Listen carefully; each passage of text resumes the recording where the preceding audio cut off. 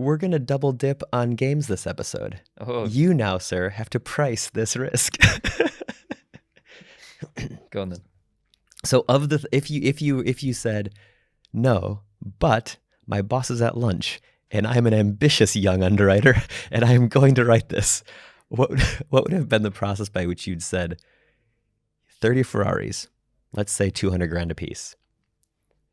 You probably can get the driving history of what would be the thought process by which whilst your acting underwriter is on lunch that you write this risk?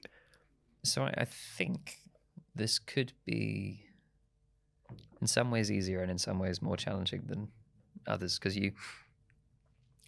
on one hand, it's car insurance and their cars, and there's the usual risks and the usual classes of insurance. So they'd all end up in the highest insurance category of car. If you were trying to work out for each individual car, and then you've got a number of them, so you can work out the probability based on there's 30 of this risk flying around. What's maybe more unique in this scenario is that you would know the route that they're taking pretty much, or the types of roads. So you could potentially overlay that information with accident statistics for that region or for those sets of roads.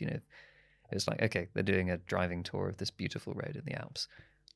How many fatal accidents or very serious accidents are there on that particular road every year?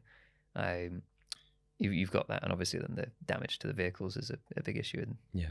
In this case, more so than it would be for most cars. So you'd look at the cost of replacing those values of the sum insured. But do you think there'd be an element of increased exposure so if you just have the one and you're just on a road trip, like you may or may not get an accident, and as you said, you can sort of evaluate the various factors of that. In this scenario, any incident likely involves more is than times two, yeah. at minimum, right? So it's almost, you have to take the cost of the exposure and have a multiple of like 2.25 or something to say, if one of them hits something, it's probably another one of them. Yeah, and that would. I guess you have a concentration risk element as well. Yeah, we need to bring in, because it's not just one times several. It's like a accumulation risk. Yeah, because they're all going to be within a certain distance. A mudslide does a ton of damage. Yeah.